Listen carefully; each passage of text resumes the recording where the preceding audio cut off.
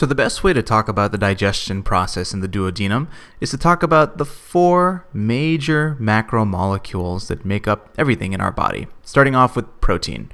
Proteins are just chains of amino acids. So there's one amino acid and here's another amino acid, and they're connected by something called a peptide bond. After proteins, we also have things that are called carbohydrates. Carbohydrates, or our carbs, and these are just repeating units of simple sugars attached to each other. Can you name one simple sugar? Yeah, I think you said glucose. And so something like glucose attached to, say, galactose would be a disaccharide. And this particular disaccharide would be called lactose. So a single sugar would be considered a monosaccharide. 2 of them, a disaccharide, and then a whole bunch would be a polysaccharide. In addition to our carbs, we also have nucleotides, and these guys make up our nucleic acid, our DNA, and they're composed of 3 major parts. There's a phosphate group that sits on a ribose sugar that I'm drawing here, this little pentagon, and then right here, you're going to have a base that's present.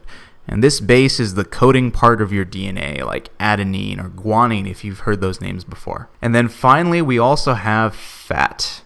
Fat has 2 parts to it. It's got this triglycerol head that has these 3 oxygen groups on it. And then each of these oxygens have a fatty acid tail. So there's 1, there's 2, there's 3. So 3 fatty acid tails that are found here.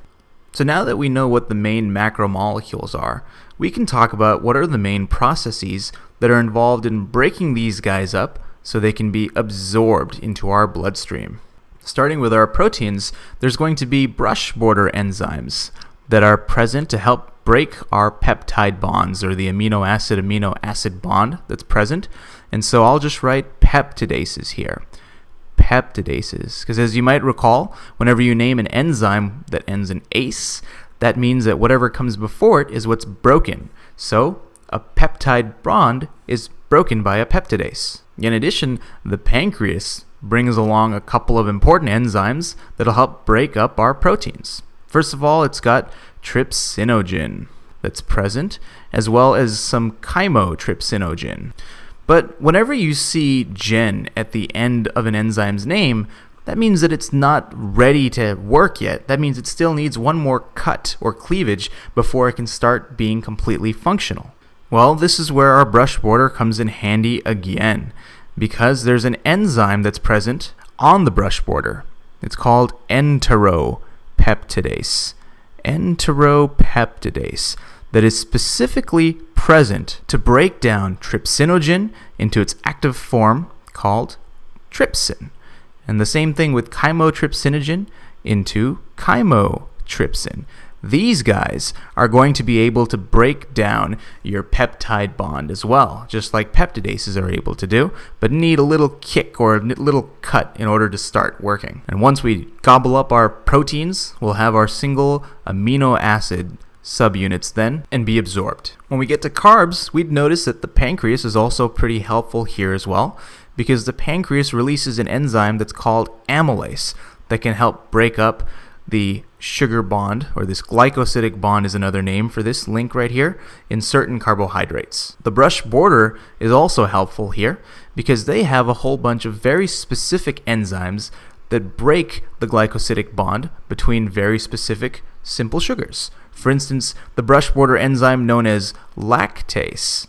Lactase can only be used to break apart lactose, like I've drawn here. Now, the interesting thing about lactose that I should mention is that when you get the stomach flu, you've got a bug that's just sitting in your tummy, it actually can start inflaming the duodenal wall. And by doing so, it can knock off some of the lactase brush border enzymes. And so you won't have lactase. You won't be able to break down lactose. You won't be able to separate our glucose from our galactose. And so temporarily, you're going to be lactose intolerant. Most people gain this ability back, but you can understand now how precious these brush border enzymes are to us. And so they'll help break up certain disaccharides. The pancreas will do its job as well. And eventually you'll just have your simple sugars that are going to be left over here. And remember, the name for each single unit is called a monosaccharide. A monosaccharide. When it comes to nucleotides, the brush border helps us as well. The specific enzyme set that we have on our brush border that helps break apart nucleotides are called wait for it, sidases. Nucleosidases. And the reason why we have nucleosidases and not nucleotidases is because it breaks this bond right there, resulting in this phosphate group sticking on the ribose sugar. But now we've got our base as a completely separate unit from the nucleoside. Finally, when it comes to fat, we're going to get some help from bile, as I mentioned earlier. And bile, if you recall, comes from our liver and our gallbladder. So these guys are going to release some bile into our duodenum. And they're going to help emulsify or organize our fat. So I'll write here in parentheses organize, because they're not really involved in breaking them down. They're there to help organize our fats. One of the main things that help us actually break it down is from the pancreas. The pancreas releases something that's called lipase. And the lipase comes in and cleaves right about there. So that way each of these single fatty acid chains break off, and so you'll have these 3 fatty acid chains that are hanging out right here, including your triglyceride head. That's going to be a separate unit altogether. So now you've got these 4 things that came off of this one fat molecule.